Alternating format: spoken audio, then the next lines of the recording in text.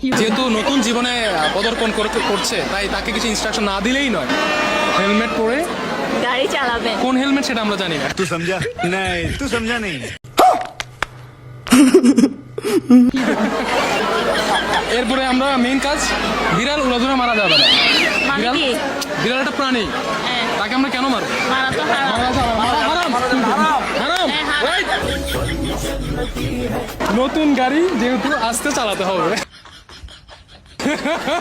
কেন যৌতুকে কি গাড়ি দিছে? কথাটা সেই ছিল, যৌতুক হিসেবে কি গাড়ি নিচ্ছে ভাবে আসলে বুঝতে পারে না এটা কোন গাড়ির কথা বলছে।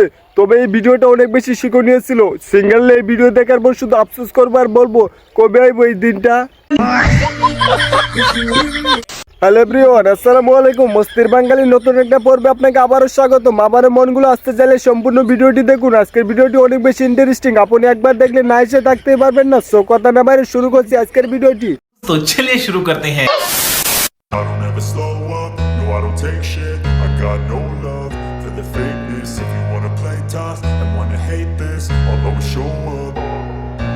I don't ever slow up, no I don't take shit. I got no love for the fakeness. If you wanna play tough and wanna hate this, I'll always show up and make a statement. I don't ever slow up, no I don't take shit. I got no love for the ইনকামের জন্য তো অনেক চেষ্টাই করলাম কিন্তু সবগুলো দিয়ে ব্যর্থ হয়েছে। বন্ধু এই টেকনিকটা ইউজ করতে পারিস, এতে পয়সা থেকে লাখপতি হইতে পারবো। চল আইডিয়াটা ব্যবহার করে দেখি।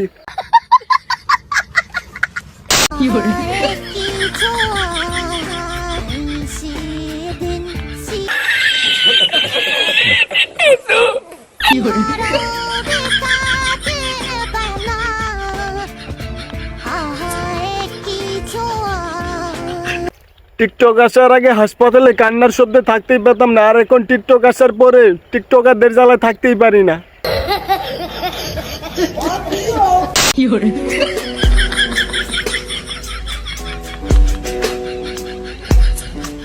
रुको जरा सबर करो।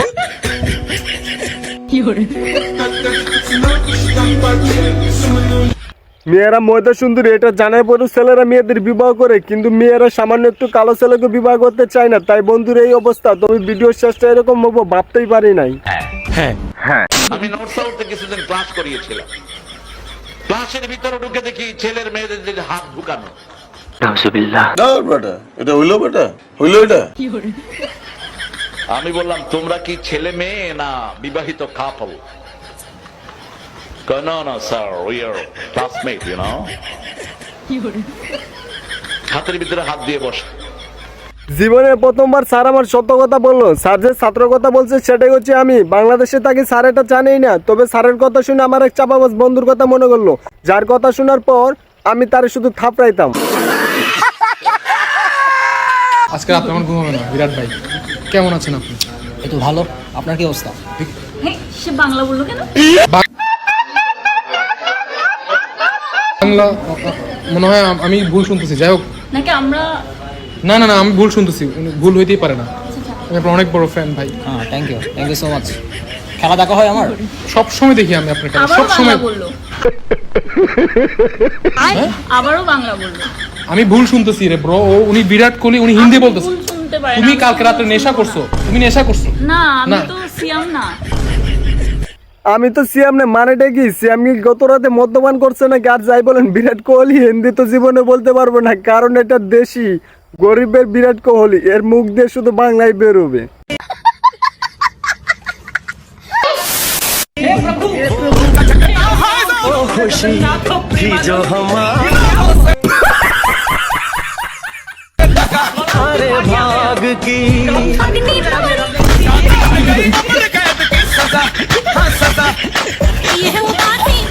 হ্যাঁ, এটাই হচ্ছে আমার বান্ধবীর ভবিষ্যৎ। খালি বিয়েটা হওয়া দেরি, তারে থালা বাসন মাজতে হবে, কাপড় ধুইতে হবে, এমনকি ঘর ঝাড়ু দিতে হবে, আর কিছুদিন পর তো বাচ্চাও নিতে হইব। আমার মা আসলে ডাক্তারি পড়াশোনা করছিল যখন আমি আমার মায়ের গর্ভে আসি, এবং আমার কারণে আমার মা পড়াশোনা ছেড়ে দিয়েছে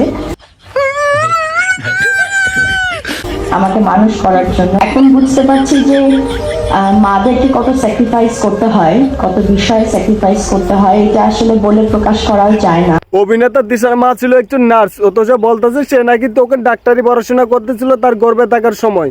হাই রে ভাই, বাঙালি দুই কোয়ালিটি, এক হলো ইমোশনাল, আর এই ইমোশনালকে কাজে লেগে একটু আবার আলোচনায় আসতে চাইতেছি।